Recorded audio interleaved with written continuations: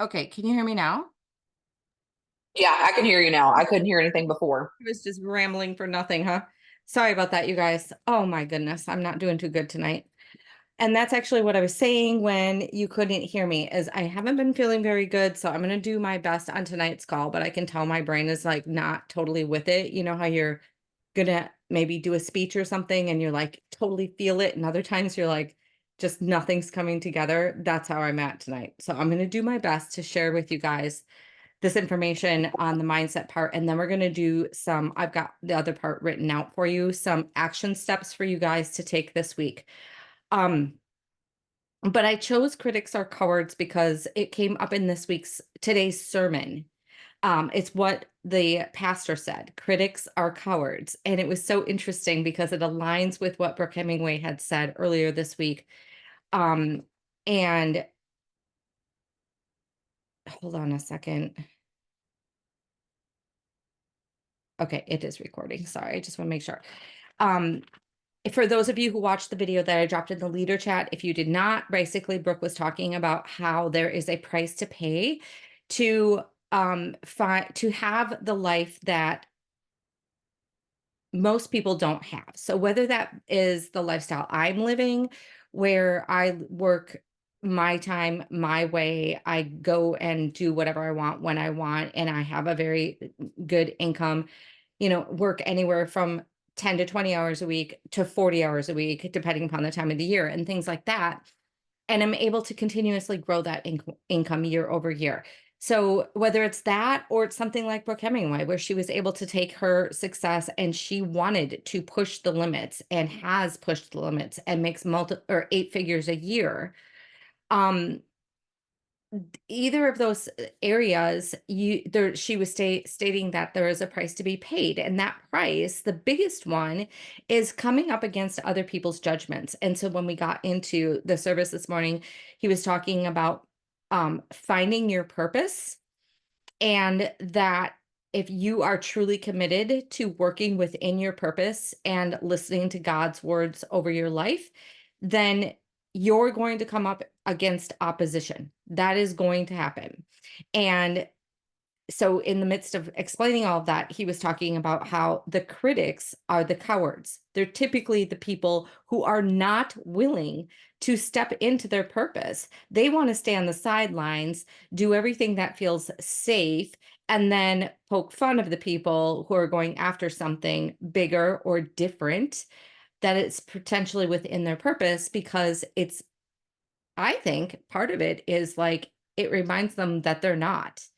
And so they'd rather push it down and try to prod those people back into their circle. So everybody's doing the same, which is not going towards their purpose, because it's more comfortable. It is much more comfortable, just like Brooke Hemingway said, and she was spot on. I have experienced this in my own life.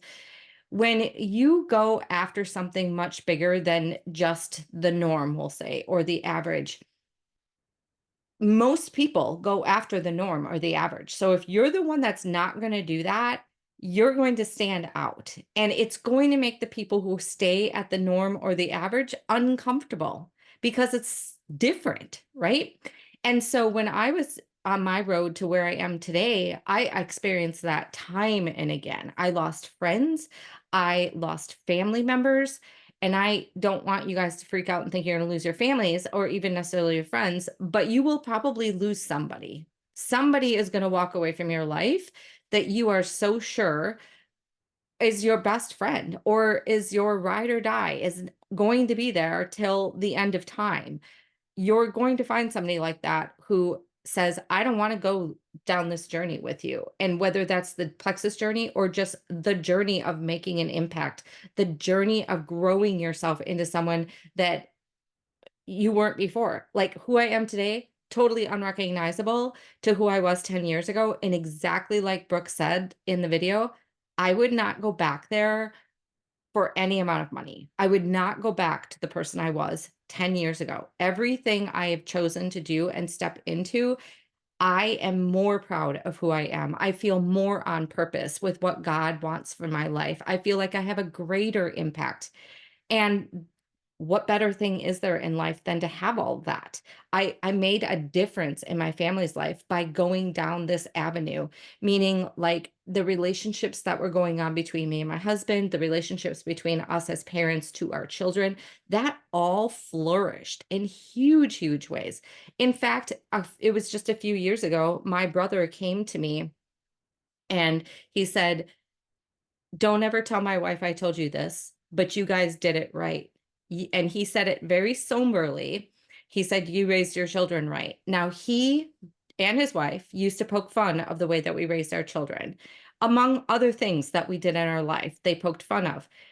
In the end, you'll be glad you went down that narrower path, which Plexus automatically falls under a narrower path for two reasons. Number one, it's a multi-level marketing company, and most people, or many people, too many people, still look at this business as the thing to be skeptical about, right? And number two, it offers a very high level of income. And whether people like it or not, they I'm sorry, whether people would be willing to admit it or not, they all will admit they would love to make more money. Who doesn't want more money and less of the headache of what people are going through right now with having too thin of wallets? But most of them will not admit the fact that they're actually uncomfortable with that larger amount of money, or people making the larger amount of money being in their presence, things of that nature makes them nervous, rubs up against what they're not used to, right? They don't know what to expect from that lifestyle. And there again, was I had to go through some of that for myself when I started raising my increasing my income. I've told you guys this before.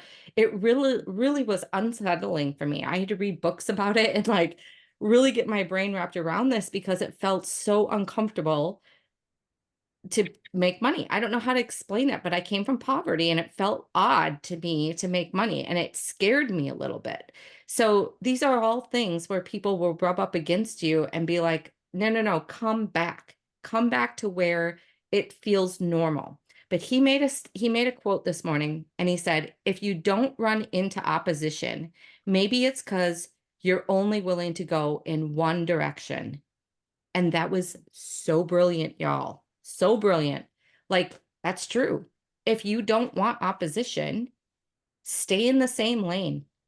But here's the thing, if you stay in one lane and you don't break out and go after your bigger dreams, have more purpose, have more impact, you're going to still run into opposition. So let me give you an example. I got permission to use this. One of our gals on our team is going through a divorce right now. And in a tiny little town, well, she gave me permission, so I guess I could say it's Casey. I don't know how to approach this. I still feel funny about it, but Casey's going through a divorce right now. She lives in a really, really tiny town, and everybody knows her and her family. Her father, if I have this right, owns a business. They all know her family. It's a very small town, very well known. Okay. She has As she goes through this divorce, lots of people are all the negative little chit chat, right? Talk about what's happening and so on and so forth. And Casey instigated the divorce. Okay.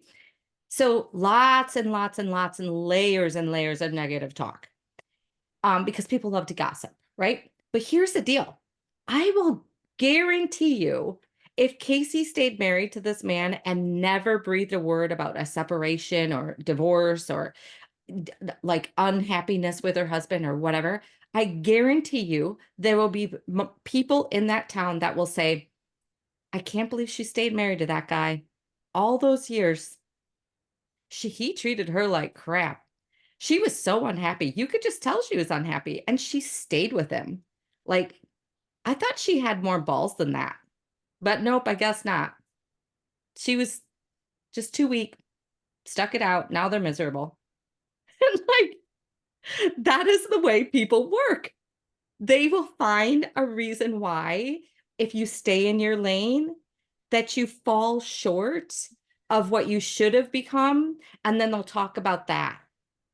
If you rise above and you go after the things you want in your life, they'll find reasons why that's wrong too. Like, we all know this, but it's good for you to understand this is truth. And I thought it was beautiful that it came up in the sermon because it also is your purpose. When God puts something on your heart, it's never going to be easy, but it is going to be on purpose. And it's always, always, always going to lead you to a better life, better experiences, more self-gratification, more impact in the world, and so on and so forth. So when you're coming up against opposition, and I had a leader come up talk to me about this weekend, but I hear it all the time. There's this immediate knee-jerking reaction of pulling back. You guys, let it go. Instead of pulling back, pull up, look up, give it to God. Just remind yourself, I am on purpose. I am here for a reason. I have a goal to meet. I have people to serve. And if somebody wants to have an opinion about what I'm doing, that's their problem. That's fine. Let them have the opinion. It has nothing to do with who you are or what you're meant to do when you're down here. And if you continue, and if people, when people continuously define their own lives based on what other people want them to do, you have to remember that if you are going to do that, base your decisions on what other people want you to do, there's going to be another group that thinks those decisions are stupid too. So it really is fruitless to worry about what anyone else thinks about you except for you and what you think of you and what God thinks of you. That's it. That relieves so much of the anxiety around putting yourself out there for this business and following your goals. If you can just remember that. And if you did not watch the Brooke Hemingway video from this week, I highly recommend that you do that. And maybe even put it on save and play it each time that you have any reservations about other people judging you. Let them judge. They'll judge you when you're poor. They'll judge you when you're successful. They'll judge you when you're young. They'll judge you when you're old.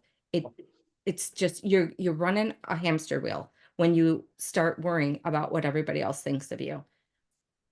All right, enough said about that. The next thing that I wanted to run through, good, perfect timing too. It's 8:46.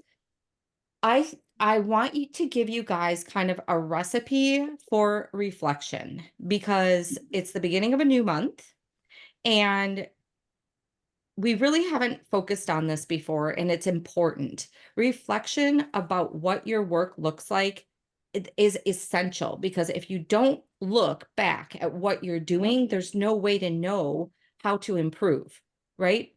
So many times when people are struggling in this business, pretty much the first thing I say to them is send me the conversations. If I don't say send me the conversations, then I'm looking at their news feeds to see what they're writing, how they're showing up. That's me reflecting on what they're doing. There's no way for me to be able to understand how to help them improve unless I do that. If I'm doing a one-on-one coaching, I'm asking questions first, quite a number of them usually. If I do my monthly coaching calls and my gals that coach with me know this, the first thing I typically ask them is, what did you think went well last month? What did you think didn't go well last month? We're reflecting because as I was saying, I cannot help somebody unless I can see what has taken place. If you go back and read your messages, I guarantee you, you will have some major eye-opening moments reading your messages. You will see in your head, you'll be able to identify like, oh, wow, I didn't even answer that girl's question. I've seen this time and time again, you guys. The prospect will ask a question and the information that's given back has nothing to do with the question and the question never gets answered. So those are things that you guys can reflect on and go, oh shoot, I need to slow down, calm down, be a better listener, things like that. So here are some things, specific things you can ask yourself about the activities of your month in order to now take this week and reflect on them so that you can move forward through June and then carry forward in July. In July, when you reflect, you're going to find something different, but you can always carry the good stuff with you into July and moving forward and grow your skill set. Okay. So I started with who were your white lines in your back office, right? Who were your white lines? So just going back to May and figuring out who did not order and really who ordered less than 100 personal volume. Because if you're ordering less than 100 personal volume, you're not getting much impact on our products. It's going to be pretty tiny. Um, I really feel like 3 products is, well, that's not true. Our lowest combo pack is 108 personal volume, and that is Slim and Metaburn, and those are really that's a powerful duo. So it can only be 2 products, but typically at least getting, 100 personal volume usually needs before somebody sees a huge impact on the product. So I'll just leave it at that.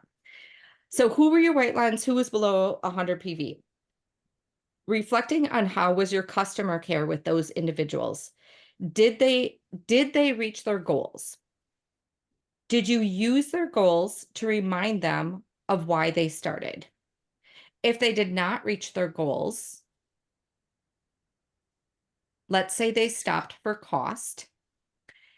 That was their excuse anyway, right? But they probably have as much money now as they did when they started 30 or 60 days ago, right? So kind of you look at that and go, is it really cost? Because they probably couldn't afford it any more 30 or 60 days ago than they can now, but now they're stopping. So why are they stopping? Probably not feeling like they're getting the results they wanted. So then it's digging into that. So share with me what's happened on the results. How have you felt about these products and what they've done for you as compared to what you've paid for them? That's a great question, right?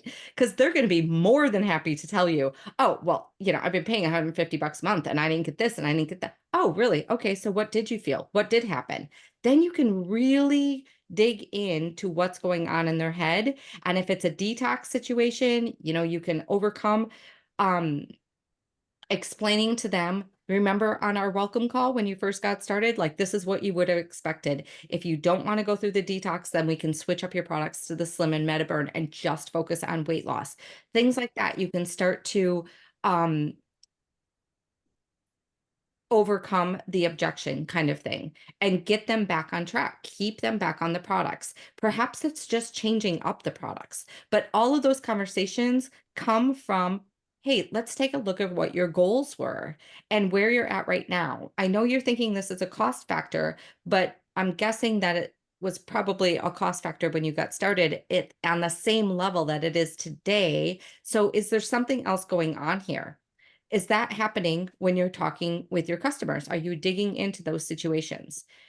Um, Again, did you use their goals to remind them of why they got started? That is another um, piece of information where you can segue that into questions like, well, you did have this goal. We're not there yet. How did you feel the products worked to get you toward that goal? And then that's again where might be saying, well, I didn't think they work very well at all. And now you can start to tackle that.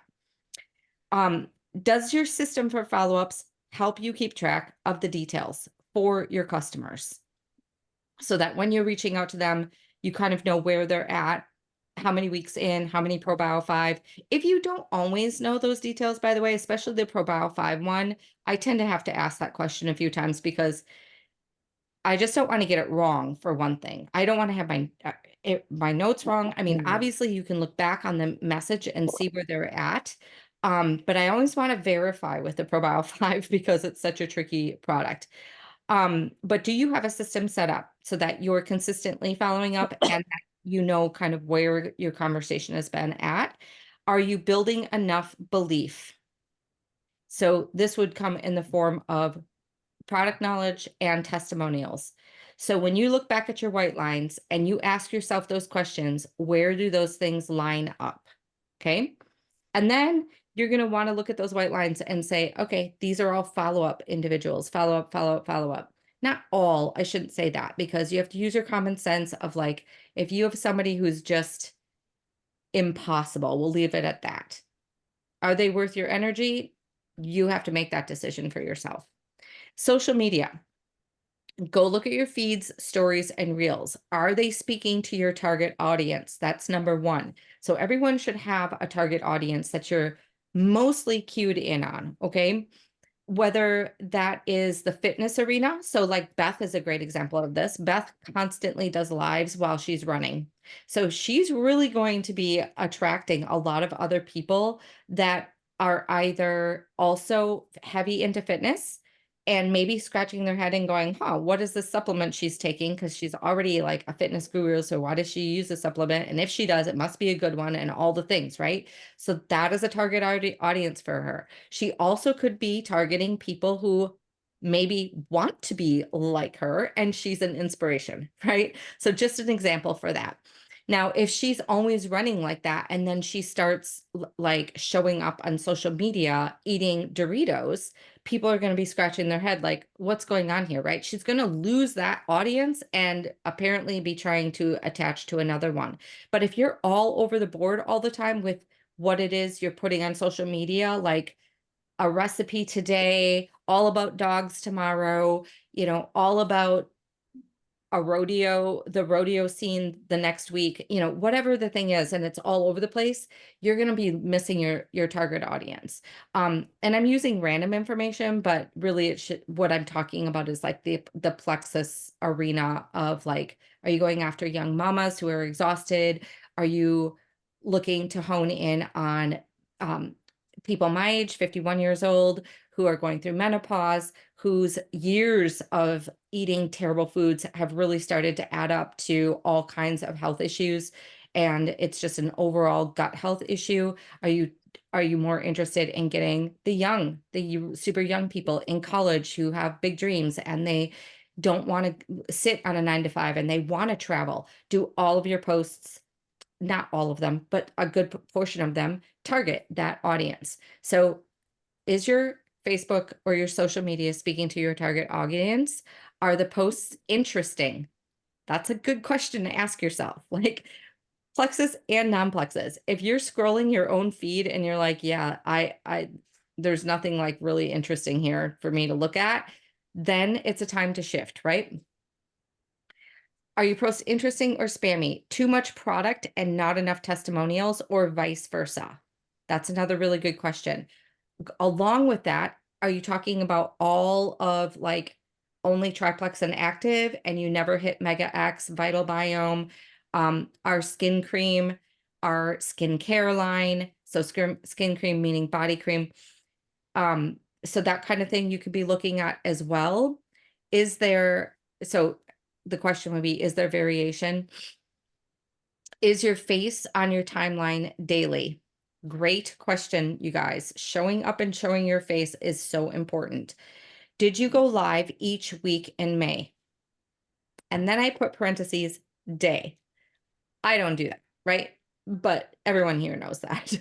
But the idea is the closer you get to going every day, just the more impact you're going to have. And the more people are going to engage with you, the more they are going to want to order from you. And especially even your long-term watchers. If you like, if you're not showing up like this, you even have long-term watchers that are looking for you to be, and something you say is going to attract them. I just had one of those this weekend. Um, IPA. Did you do it every day, Monday through Friday? If no, what will you do to change that choice in June? Okay. What will you do to change that choice in June? Knowledge. I know this is part of the IPA, but I wanted to give you some self-reflection.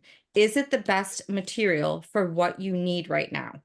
So if you're struggling with relationship building, then maybe you need to be focused on books and videos and podcasts that will help you in that arena to connect with people well.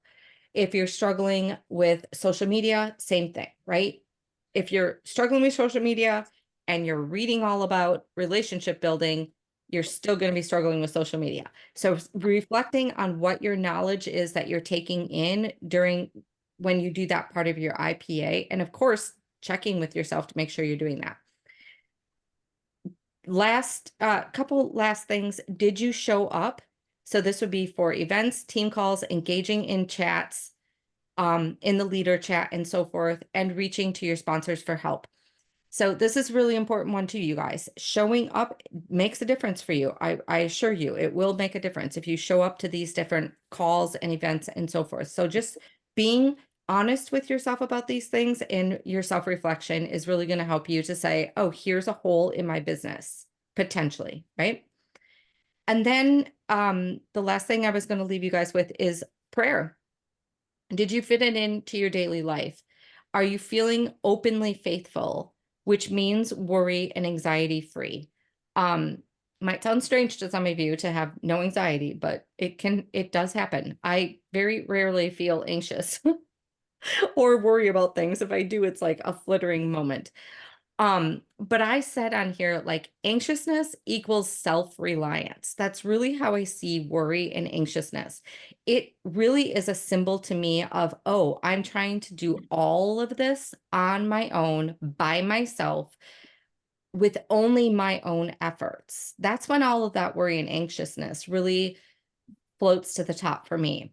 Um, and it's always a good signal of, oh, I actually need to put my computer away and put everything away and go sit on my porch, which seems strange, right? Would have been very strange to me 10 years ago. But now I think it's the best thing I could ever do and anyone could ever do. If you're anxious and worried about not doing things right, not doing enough, whatever the case might be, stop doing anything. Go to your porch or your comfort space and pray and just sit in quiet solitude, clear your mind, open your heart and your mind to, if you're a believer, God, the universe, whatever. You don't have to be a believer to do this. But open your mind to energy and to clarity and allow your surroundings to speak to you, if you will. Allow yourself to flow. I'm going to speak from a Christian standpoint where this is my time to allow God to speak to my heart, to allow me to hear what my heart is truly saying to me, and remind myself that only goodness can come from God. So when I was going through my journey, I used to sit behind Jeremiah 29:11. What I mean by sit behind it is I was actually facing it. I had a cross that spoke out 29:11. And this was a time frame when I was still learning to believe, to be a believer. Like I wasn't fully there yet because I just have had so much trauma in my life. It was really hard for me. And I would sit at my desk to do my plexus business, but I would always look up. Every so often, I would look up and I would read the whole entire Jeremiah 29:11 scripture to remind myself that only goodness can come, right? Um, his works through me, I don't even have it memorized. Isn't that terrible? As many times as I read that, that's just how my brain works. I don't memorize things very well.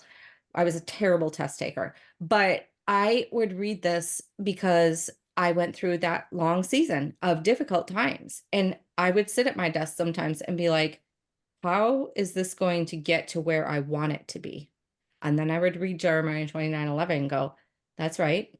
This is how it's going to get there. I don't really actually know, but it will happen. If I keep showing up and I keep in faith and I keep an open heart and I stay away from anxiousness and worry and I remind myself that God has got this and I show up daily, it's going to get there. And that's exactly what happened. And I think that's only what's going to continue to expand to happen in my life because I keep doing that daily work. So I hope this has been helpful for you guys. To do, especially the self-reflection action steps. There still is, by the way, 3 more hours left that you can I know the plans I have for you. Thank you, Elaine, by the way, to prosper you, not to harm you, but to give you a hope in the future. Yes, that was the thing that I read over and over and over. Um, and there is still 3 hours left. If anyone wants to submit their why to the mindset group, I am going to encourage it once again because this is the stuff somebody said to me this weekend. She was like, "Okay, I really need this group because I need to know It was more process oriented. Like, how am I approaching people the wrong way?